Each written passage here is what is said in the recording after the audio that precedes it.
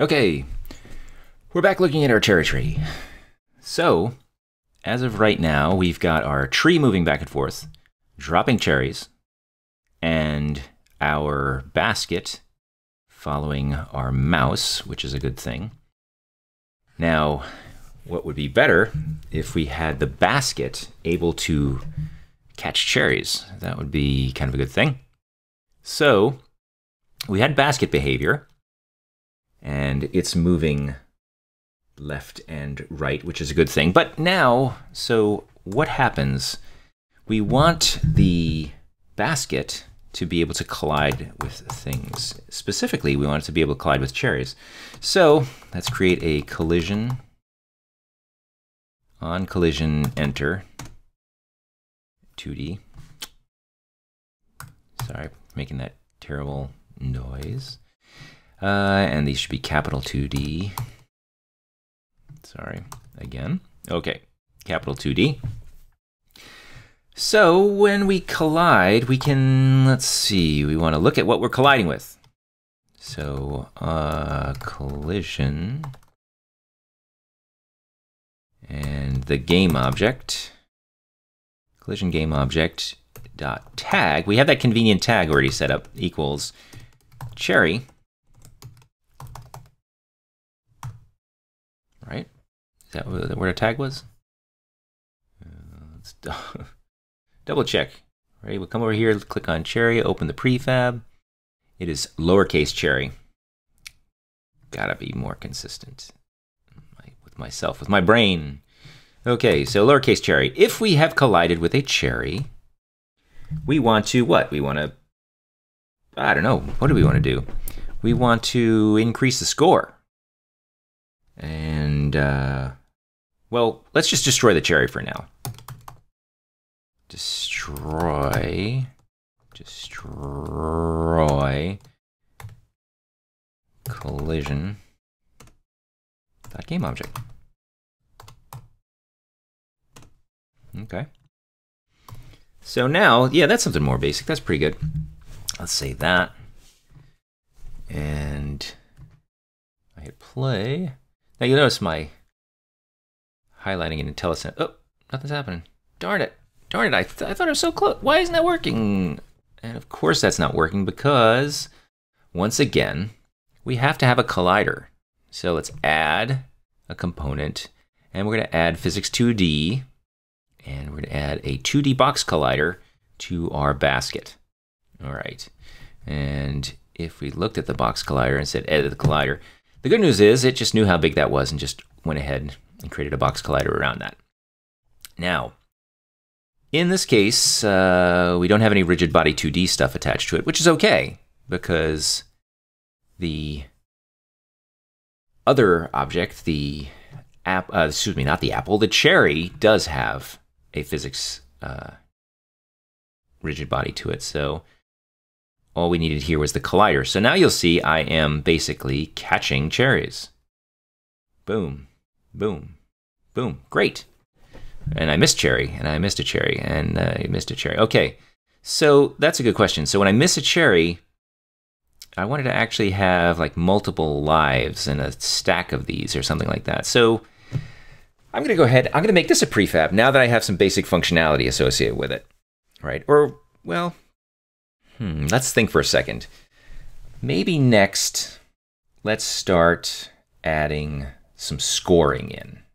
Okay, so to add scoring, first thing I'm going to do is I want to add some UI elements. So I'm going to come over here and just a really simple text object. And you'll notice the text object immediately gets associated with the canvas. I double click, I'm going to see my canvas up here.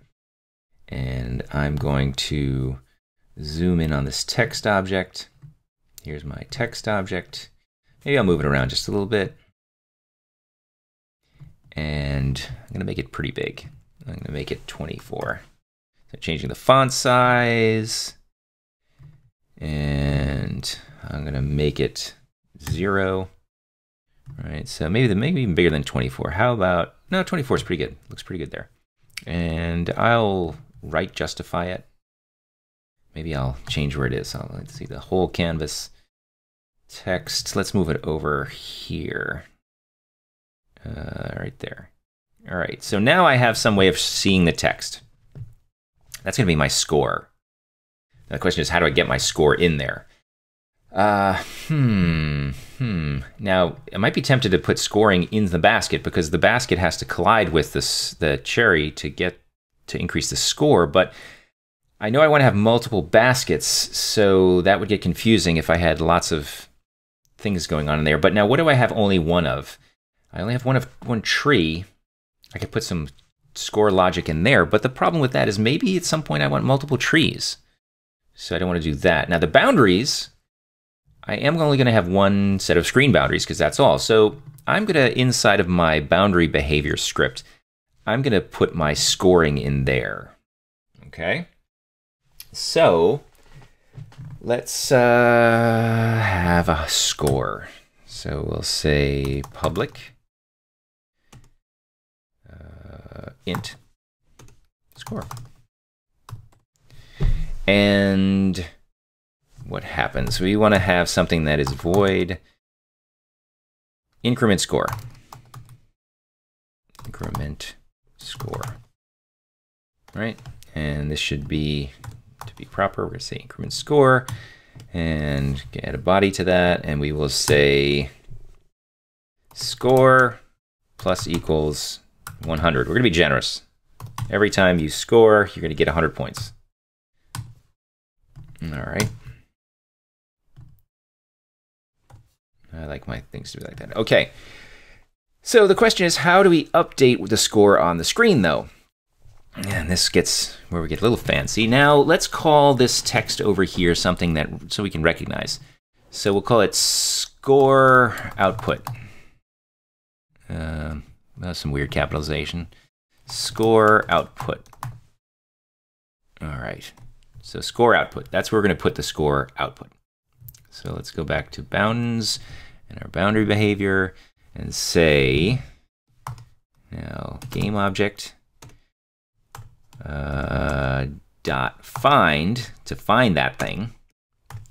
And we're going to find score object, score output, output. And once we find it, what are we going to do? We're going to get component. We want to get a component of that. And the component we are interested in is that text component. All right? Text.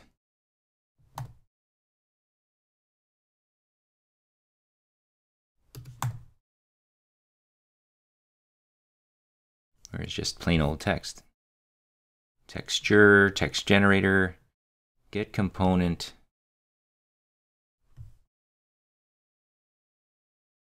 Text.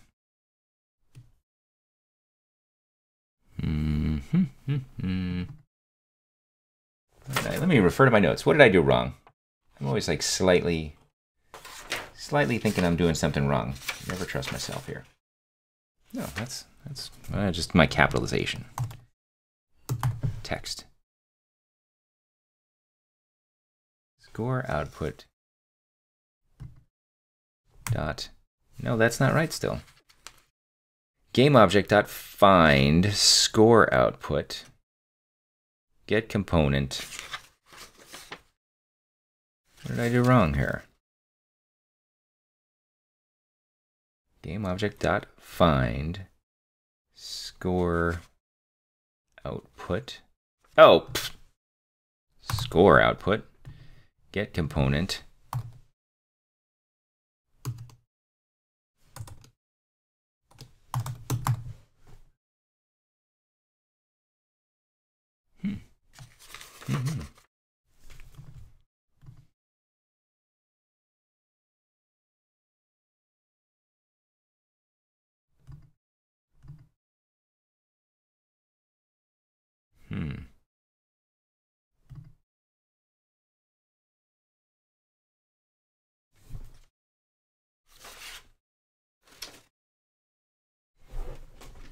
Game object dot find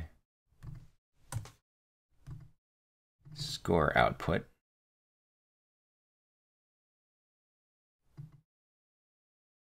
Oh.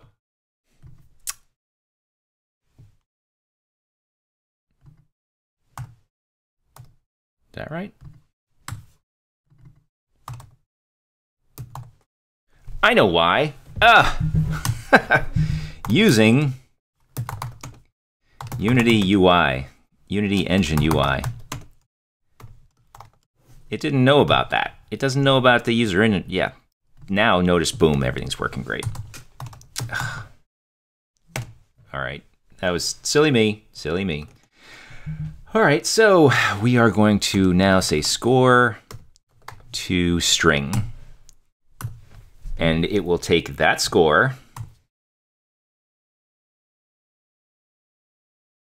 Did I tell? Oh, pff. There we go. All right. So we're going to increment the score and write it to the screen. So we're going to go back over to our basket behavior.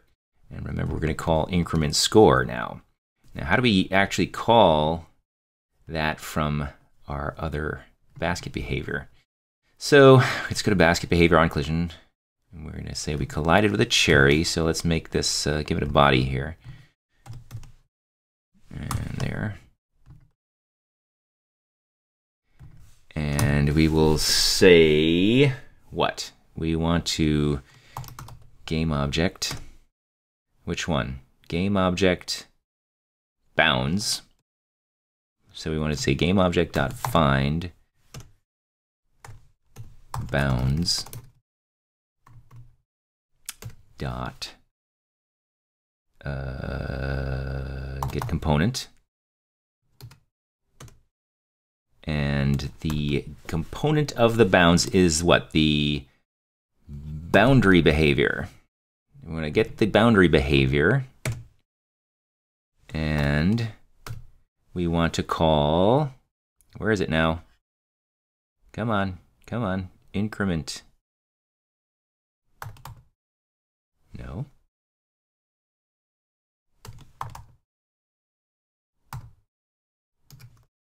Where'd it go? Bounds behavior. Boundary behavior. Did I do this wrong again?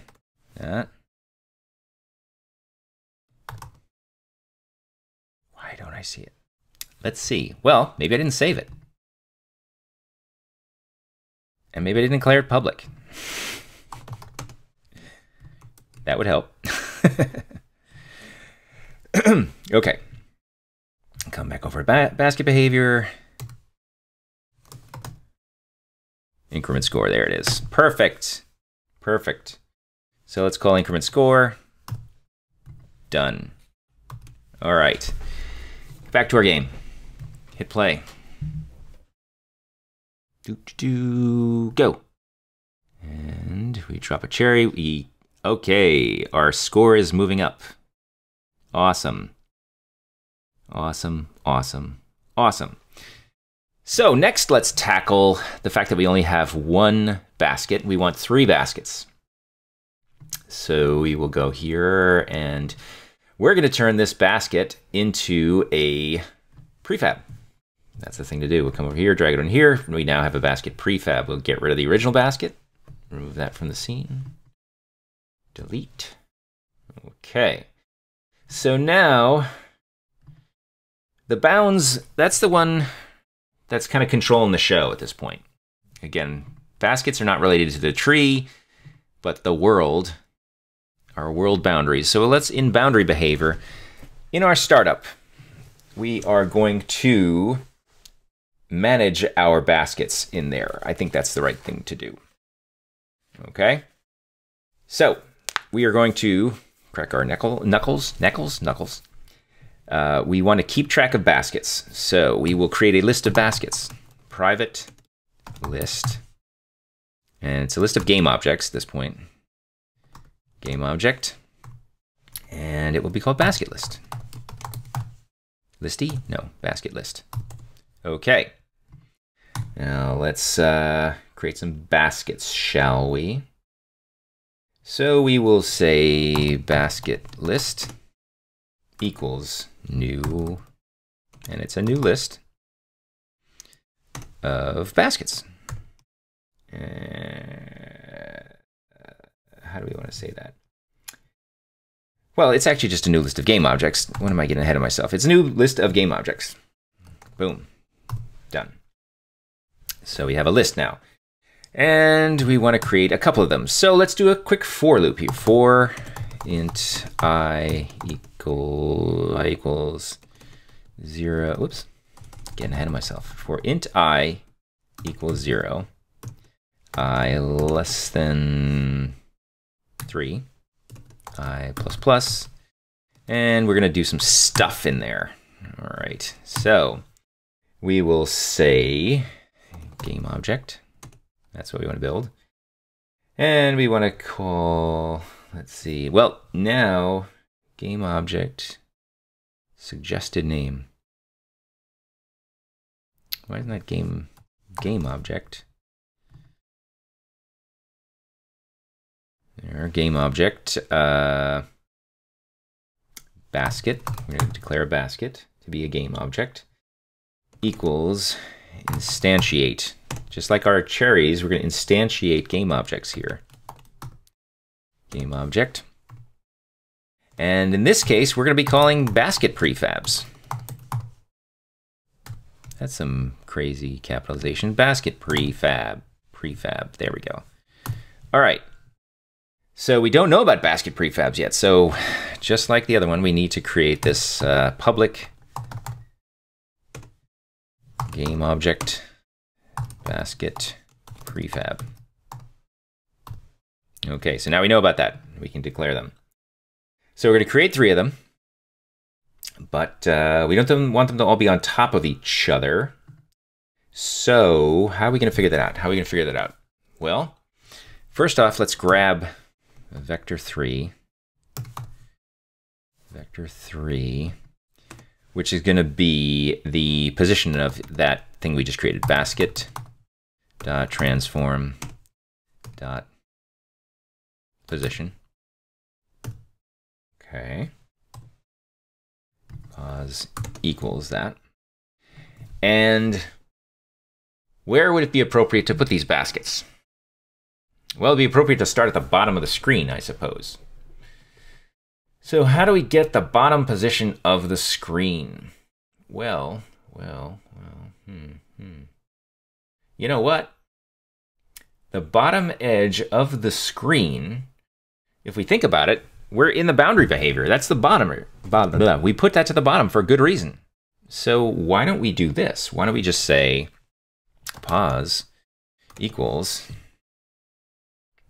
pos.x, actually. No, .y. Oh, you know, we're going to use it a bunch of times. Let's come up here. Let's say float bottom edge equals, it's the, now if we look at the transform of this particular object, right?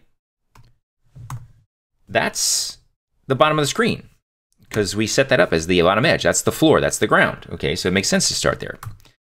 But let's be a little bit offset from it. So we're going to be there. So we'll be a little bit up. So there's the bottom of our edge now. There's the bottom of our edge. So we'll say, okay, everybody starts at the bottom edge. And we will move them up. So we'll say plus I, that's our incrementer, times, and I don't know, we'll say, for starters, we'll say 0.5 float. So each one will be moved up from the bottom. They'll have different Y positions, but everything else about them will be the same. So let's move that now. Basket dot transform dot position equals pos. Okay.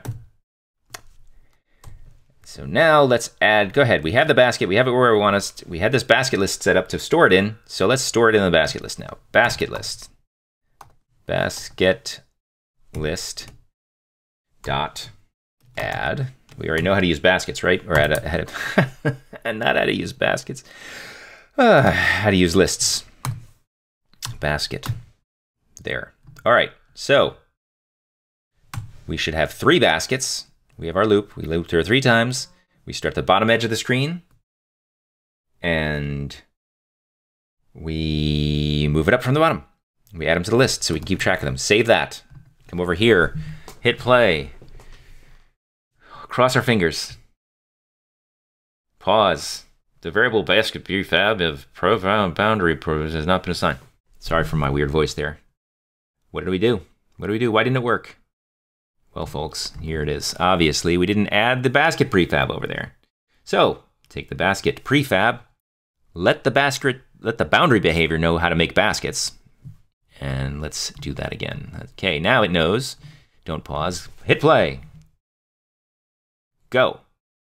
Still. The variable basket prefab of boundary behavior has not been assigned. Well, you know why it didn't assign it? Because I was in game mode. I was paused when I did that, and you shouldn't do that. Let's try that again. Here we go. Basket. Drag that up there. Boom. Now.